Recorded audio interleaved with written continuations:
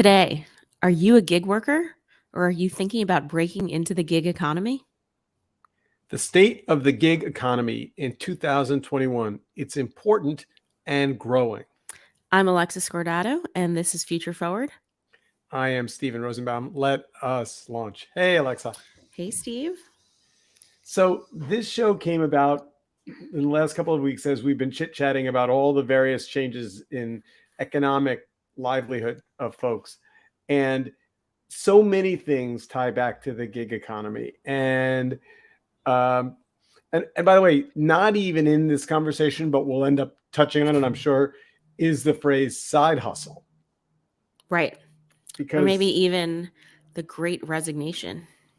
or maybe even the Great Resignation. All right. So, a lot of the data that we're going to talk about on this pod comes from a Pew research survey. So, I'm just going to pull that up because, some of it was a lot. I guess I would say a lot of it was expected, but some of it was surprising to me. And maybe the thing that I find most kind of as an overarching puzzlement is the fact that the Federal Labor Statistics Department's statistics came out a couple of weeks ago and essentially said unemployment is down, but people aren't applying for unemployment. Blah blah blah. It's all this kind of complicated. The economy's good. The economy's bad. Everyone's fine. Everyone's not fine. Oh, and by the way, we're not measuring at all anyone who's participating in the gig economy. Yeah. And I just banged my head against the wall. I'm like, wait, because I don't know, but so Alexa, how many friends do you have that have done some kind of gig work? Maybe 1 in 5. Yeah, I would say mine is higher than that, actually. Oh, interesting. Okay. What kind of trade or skills are your friends who have done it? Okay, so maybe we have to broaden. So maybe let's start with some definitions. So it's easy to think of gig work as Uber and Lyft and DoorDash and, kind of the people on, cars and bicycles delivering stuff or delivering people. But it's actually much bigger than that, right? Yeah. It's also like digital freelancers. So I probably have at any given time 4 or 5 people I'm working with on Fiverr. Cool. And I use it. And it, by the way, we'll talk about Fiverr as part of this conversation. It takes a certain skill set to figure out how to make that work. But one of my sons, well, no, to be fair, both of my sons have been gig workers at various times in their early careers with different experiences. But I think, well, here. So have you? I mean, it's funny. I don't really know if I could classify myself. Like when you think about when like I was starting out in my career, I was like a virtual assistant, but I wasn't using a platform. And so I don't like it's interesting from a definition standpoint if we consider gig workers people who have like logins and accounts on marketplaces, like talent marketplaces, because I never was listed somewhere. Like I was working with you, Steph Agresta, Chris Brogan, Brian Solis. Like you guys didn't find me on Upwork or Fiverr. Well, they didn't exist back then. Right. And so I don't know, like it's like but the it's difference, similar. I would have. So here's maybe a kind of an important difference, right? If you're putting yourself out there looking for part-time work, your relationship is kind of directly with the buyer, the customer. Mm-hmm. If you drive for Uber, one of the things that I've heard from a lot of particularly Uber drivers is you feel like your livelihood is controlled by the app but the Right. app is a robot. Mm-hmm. So just let's play out some scenarios, right? You get a traffic ticket. You get a bad report from a rider who says they didn't like the music you were playing, or that the car didn't smell good, or that you slammed on the brakes, or that you did something, right? Mm-hmm. The algorithm takes in all that data and makes decisions about sending out warnings or suspending your driver's privileges. That happens without human intervention. Right. And, so just by way of example, you get in an Uber and the Uber app tells your driver, this is the route you're going to take. And that route is calculated by a combination of traffic patterns and speed and other things. Probably less left turns because they're dangerous. If you decide you know a faster way and you think you're going to just, use a special secret, left, little drive, the app will notice you're not taking their prescribed route and will warn you not to do that. Yeah. I mean, I don't know all the mechanics of it, but I do see, I have drivers who switch between Waze and Google and the ride sharing app. I don't But I think feel they're like they allowed have to do some, that. but I feel like they have some autonomy because they've asked, like they can ask you, do you want to take a toll or non-toll? Or which way do you want to go? That's interesting. I've never had that happen. That's Yeah. fascinating. So I guess so. So let's dig into the Pew numbers, because I think they're illustrative of kind of where we're at. Actually, it's so funny. Did you think they were low or high or on target? I say numbers, meaning like the stat is 16% of Americans have earned money through an online gig platform. Well, I don't know if I thought they were low or high. My immediate reaction was they got 10,000 respondents online, which is kind of an interesting way to do statistics. And I wondered if Uber, for example, if any of the people who had biases in favor of the gig economy had encouraged their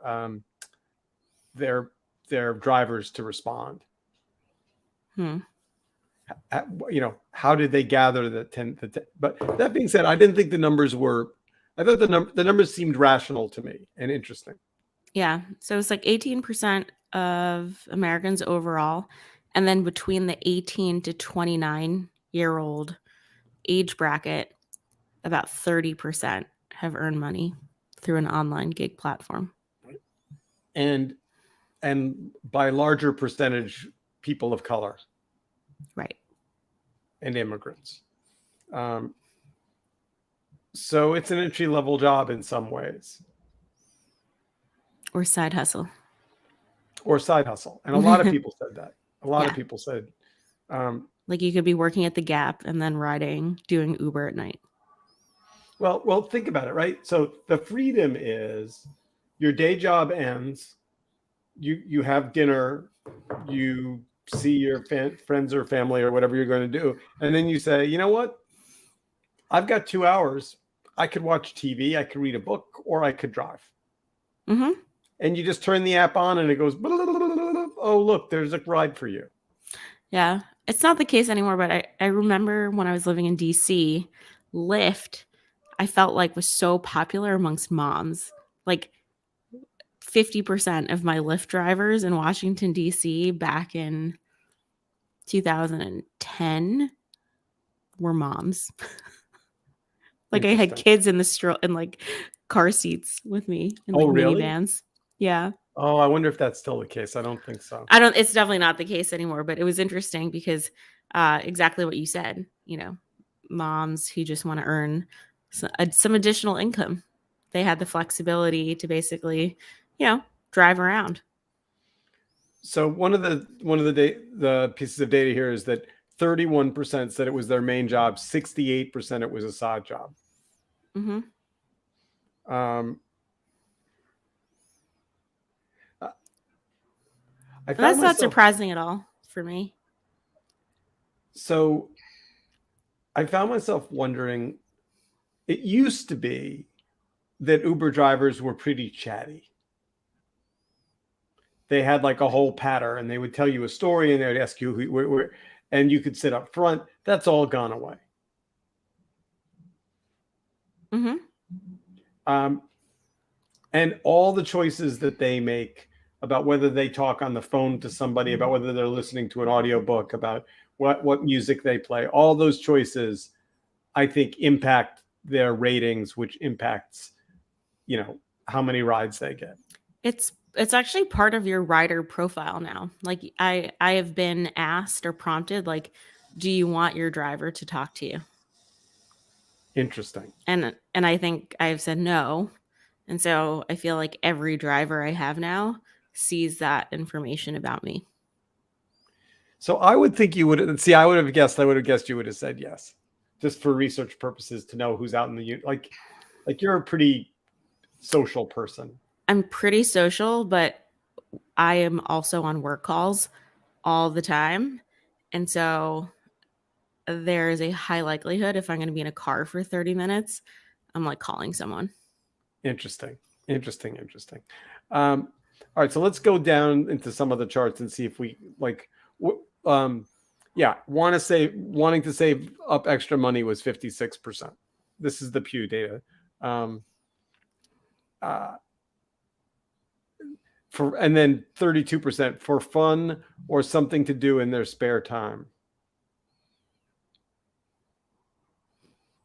Is I'm not that sure. I wonder. real? Yeah. That's questionable to me. Um, I think, and then there are some fairly disturbing facts about feeling unsafe, being treated rudely, experiencing unwanted sexual advances. That I think is worth kind of saying out loud, right? I mean, Mm-hmm.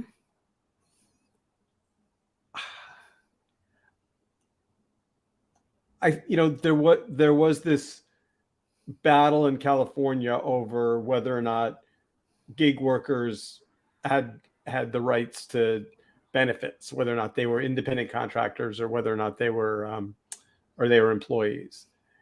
And what I think is important to think about broadly in terms of the universe we now live in and what people think of as freedom is, I'm not sure people want, I mean, the pushback, there's a lot of lobbying, right? There was a huge amount of lobbying and money spent on convincing Uber drivers they didn't want to be employees. But whatever that relationship is between work and humans, I mean, I'm a startup guy, right? So I've done 5 companies. And the way I always describe it to people is I don't mind having my ass kicked as long as I'm the one doing the kicking. Yeah. Right. Which means I'll work really hard all the time, but I don't want to be told to work really hard all the time. And I Right. think that may be at the basis of a lot of the appeal of the relationship that particularly Uber drivers have with Uber, which is, as long as they can say, I'm taking Saturday off, or I'm going to drive on Thursday, or I thought I was up for it, but I don't feel well, or whatever that freedom to not be told to log on at a certain time. And there was some discussion about the fact that Uber does nudge drivers, right? It does say, hey, there's a lot of demand right now. Right. Do you think ultimately, like, if a driver or a gig worker were to commit to full-time hours, full-time effort, that they should get the benefits?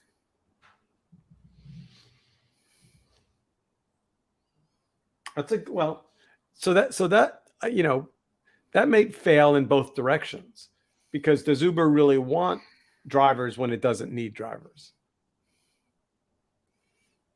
The flexibility Mm, goes both ways, right? I mean, again, I think that's where you compromise and you have a dialogue. It's like there's some, peak hours where we need more coverage. It's like scheduling any shifts. It's that you're just doing it across a much more complex system. It's not like a local bagelry where it's like, okay, you're gonna work, the morning shift 7 to 1, and then someone's gonna come and do the afternoon shift. It's like it's much more dynamic than that. But I feel like the technology, the data, and if the participation is there, I don't see why not. But and this is now going back a couple of years. I do know that, for example, Starbucks routinely calls people in, sends people home early. If the store is slow, they'll cut your hours, right? Hmm. You were supposed to work 8 hours today, but the store is slow. We have 6 people. We only need 4. You 2 are going home. There is a lot of that in retail. Yeah. I don't know. I without knowing all of the numbers and having access to it, it would be interesting to see like an article that really dove into, say, a driver churn, right? And it's like, okay, if they have the same volume of people looking to be new drivers, and then people who are like, up, this isn't working for me. I need more stability. I need more hours. I need benefits. Then, yeah, the business case is you don't need to advocate um, for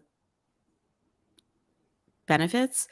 But I really do wonder, though, if there's something to be said about driver loyalty and incentivizing a cohort of drivers to really want to feel like they're full time and benefit from that. So one of the things that drivers complained about with the move to full time is they like being able to be both a Lyft driver and an Uber driver. They are not committed to any platform. They Right. can essentially pick the best gig. And I guess this is true a lot of the food delivery guys, is that they can look at an order and say, yeah, that's too small an order for too long of a bike ride or a car ride. It's not worth it to, deliver a single burger and a Diet Coke for, a 20-minute bike ride. Right. Uber's done a funny thing now where they're starting to offer you to be able to tip when you get in the car, Yeah. And I think which, even DoorDash, you can like have a preset. Like, I mean, they always recommend every food delivery app always starts you out, I think, at a minimum of 15% to tip, or yeah, 20 even. yeah. Um, it's funny. Tipping is another whole show, but like if I go into there's a place where I'll get a soda on my way to NYU, and like or a uh, and you get to the cash register and it's $1.50, and then it says, do you want to tip $1? And I'm always Hmm. like, I'm tipping the person behind the register for what, pushing the button? It seems Hmm. like I mean, and I'm conflicted about that. Sometimes I do, sometimes I don't.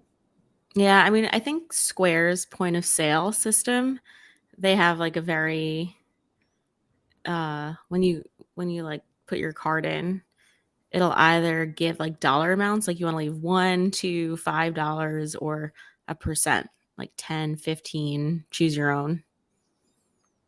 I wonder how they're testing that, and I wonder what it is they want to learn from that. I think it's a lot easier for people to just leave $1 than a percent of their order. It's interesting.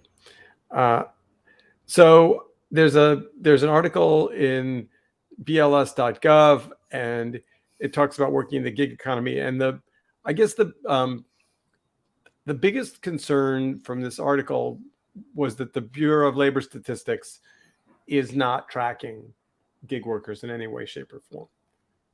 Yeah, I mean, this is just another example of the government not quite being, with or ahead of the times. So how would you do that? If you were to track that, how would you track it? I mean, I guess you track it by asking for data from the private companies. Right. I mean, this is it's just it all boils down to the IRS. Like you you have to register with these platforms and probably file as like a 1099 or a W-2 or some kind of worker classification, and these companies are distributing funds. Like, even if they don't do it on an individual basis, having aggregate numbers from the platforms stating number of individuals, average income, average time worked, average hourly, um, demographics, etc. I feel like they should at least make an effort. So there's an article in the State, and it's about how the EU is planning to improve conditions for the growing number of gig workers. And, the draft rules, which were outlined on Thursday, aim to clarify the labor status of people employed by app-based companies like ride-hailing services, Uber, and food delivery businesses like Deliveroo, which I don't know, but I assume that's the UK version of. Mm-hmm. So under EU rules, which still need approval by the European Parliament, a platform that meets at least two criteria will be deemed an employer, and people working for that company would be reclassified as workers with the right to minimum wage, paid vacation, pension, unemployment, and sickness benefits.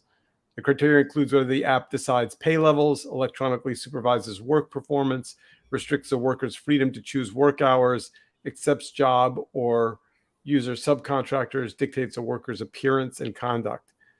Well, restricts a worker's freedom to choose work hours. Well, that would seem to, don't they all allow? That puzzles me. No, I think, again, my understanding, at least with, and it might not be true now, like when you're launching a new market, you really do need to make sure that you have the coverage, because one of the worst experiences that you can have on the rider side is you open the app and there are no available drivers, or the nearest one is like 15 minutes away. Does that ever happen? In very nascent markets. Like, if New York struggled with this. I think they went through a lot of GMs when they first started. And so you just have to imagine, like, if they're launching in Scranton, Pennsylvania, or they're launching in like smaller, more rural cities, that's where this criteria comes into play more. Right, because you've got what comes first, the passengers or the drivers. Right. So it's a two-sided market. And so you really need critical mass on both. But in order to drive that consumer adoption or the rider adoption, you need the stability of the supply, which is the driver. So take your crystal ball out and tell me where you think this is going. I think there are going to be tiers of gig workers, and they're going to be the haves and the have-nots, and that there are going to be some platforms that actually basically meet gig workers halfway, or maybe not halfway, but maybe a quarter of the way. Like, I'm just thinking, like with Airbnb, for example, during their IPO, they actually found a way to give some of their super hosts stock in Airbnb. And I just thought that was like a little bit of a signal of a big platform that, and the sort of sharing economy, acknowledging and recognizing that it wouldn't be where it is without this small cohort of people who really kind of put in the same effort, if not more, than their like full-time employees. All right, I'm going to ask a controversial question. What do you think that we're approaching a moment when doctors are gig workers? What's interesting is there's a new emerging space. We could do a show on this too, with mental health professionals or coaches. So there are platforms. like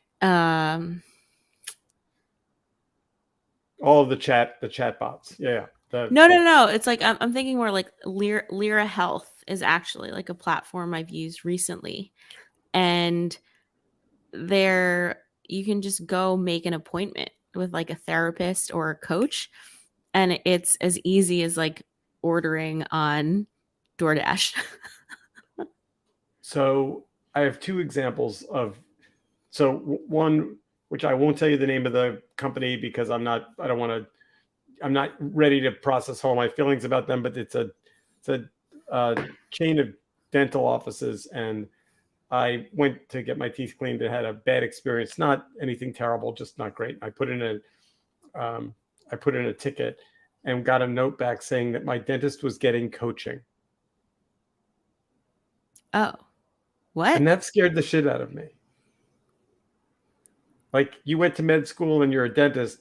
Who's coaching's my dentist? Okay, so I actually have a different take on that, which is like, thank goodness they're getting feedback, because I feel like one of the biggest gripes I've had with my personal provider experiences is bedside manner. Interesting. Like, I wonder if that's just personality. Can you teach that? I guess you can. I mean, there's an operational component, which is like, look, if your team is over scheduling you and you only have an average of 4.5 minutes to spend with patients, then you're going to come across as rushed every single time. Right? So there's definitely like a logistics piece to it, but then I think second is when you are there, are you fully present and engaged, and do you come from a place where you are trying to make the person feel like you have a vested interest in their overall health? I feel like 9 out of 10 times my experience with doctors has been like, not that. Yeah, no, I think that's probably right. So last doctor story. So after many years, my doctor, who was part of a large practice, I don't know where he went. He vanished. Like, he's no longer there. I got an email saying he's no longer there. So I emailed the practice or called the practice and said, where did he go? And they said, we're not allowed to tell you. But we have other doctors you can see. And when I asked somebody about that, they said, oh yeah, they don't want to lose you as a patient. They don't want you to follow your doctor to his next gig. And I'm like, really? Like, is that the world of medicine we now live in, where Yeah. like I'm a revenue stream? Yep. Exactly. Okay. All right. So last article, this is on Substack. This is the creator economy is in crisis. Now let's fix it. And this is Lee's newsletter. And this is from August. I thought that this will all be in the show notes for those of you that want to read along at home. I thought this was fascinating to me. The creator economy is parallel to the gig economy, but not identical. And, this is kind of how I ended up thinking about Fiverr, which is you have all these creatives. Part of it is, and you said it earlier, it's like the marketplaces are now, they're the worker, the creative needs to enjoy the work. Like, like they don't have to take a gig they don't want to do. Right. And I had that happen the other day. We were trying to hire someone to work on a newsletter project, and the Fiverr person was like, weird. It was a time zone issue. We needed to have a conversation, and they were 12 hours, out of sync with us. And they said, we're not taking this. It seems really interesting, but for work-life balance reasons, we don't work these hours. And I was like, okay, that's interesting. Yeah. I don't remember in all of my various startup incarnations ever turning down a paying customer. Like, I think good talent is always going to be really hard to find. And if you feel like you have skills, you're employable, you have options, then that's true. But if you're starting out or you want to hustle, like, no, cash is cash, right? all right, well, we are out of time. The gig economy is going to be the subject of, I think, really close attention over the next couple of years. And I think the changes are complicated and exciting.